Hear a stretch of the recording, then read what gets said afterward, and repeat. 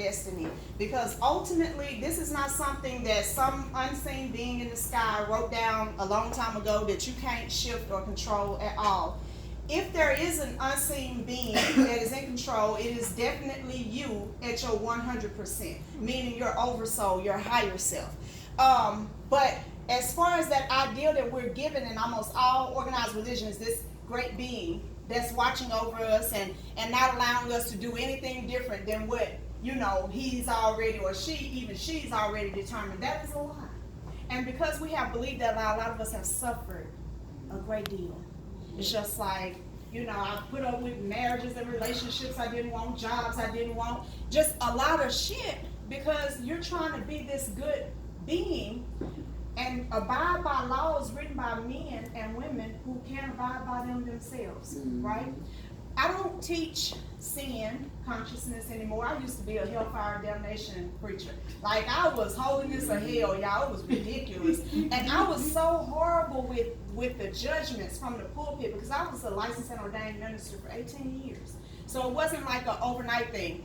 But when I slipped off of that pedestal that I had put myself on, because I'm like, I would never do that. I was exactly like that woman in the Bible. When I slipped off the pedestal, I was like that woman in that damn commercial. It's like, oh, I'm falling, I can't get up. Like, damn, I keep fucking the wrong people, and I'm fighting all the time, and I'm cussing, and what is wrong with me? Like, I was just kind of just crumbling to pieces. And every time I rebuild, I crumble again, because I was trying to build upon something that it wasn't meant for me, I am grateful for the start, but that wasn't the destination, right? And so a lot of us have condemned ourselves because we have this one book, these one set of standards that we're told we gotta abide by in order to be successful, to have a good life, to be righteous, and we're threatened with fear, hell, suffering, and more suffering, and getting what you deserve. I don't even subscribe to karma as most people teach it. There are consequences to our actions. And if you as a being come to a place where you take control of your own life, you take the helm of your own life, you get to choose what the outcome is going to be. And that's what they call power. That is true divinity. You are deciding in a moment. So it used to scare me to make a mistake. Now I don't give a fuck. Like, oh shit, I fucked up. That means I'm gonna go back this way. It's like, okay, that was the wrong way. It ain't hard, And so we have to go through all this deprogramming to say, you know what? I have every right to stop and be present with what's real for me. Because we're seeking all of these divine beings, and we hadn't acknowledged our own divine essence. And that's a travesty. It really is. One of the things that Manifest Your Destiny is about is deciding what you want. And right now I could go through the room and I could ask you guys what you want. And many of you would take a minute to answer. And then some of you would give me very superficial answers. Money is not a thing to want. It's just a thing. It's just a vibration. It's just an energy. Cars is not a thing to want. A house is not a thing to want.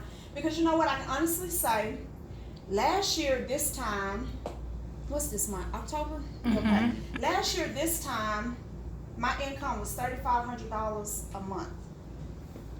And I mean, shoot, it was just, and in my mind, that was good. Like, I had accomplished something, you know what I'm saying? Because I was thinking, I got out of prison in 2016, and I didn't know what the hell I was going to do. My publishing company was still standing, but it wasn't making any money. It was just there. And I was like, I got to rebuild again. You know what I mean? I'm just tired of rebuilding. But something happened to me, and he's a big part of that. My husband is here, you guys. And that by itself is manifestation. He's not supposed to be home yet. And so when we got together, the intensity of me missing him caused me to start coming out of my body. And I started astral projecting all the time. And we got to a place where we just started setting dates. We're going to meet on the astral at 11 o'clock p.m. You know what I mean? It was while I was going down or whatever. And then, you know, when you start having certain experiences, you need to be able to explain them. So like you said, and like you said, it's like you just find yourself researching a lot. And when I went through that place where I started ascending, I really thought some days I was losing my mind. But when I survived it, I realized that I would be dirty as hell not to help somebody get through it. Because most of the people that's in this world is going through it.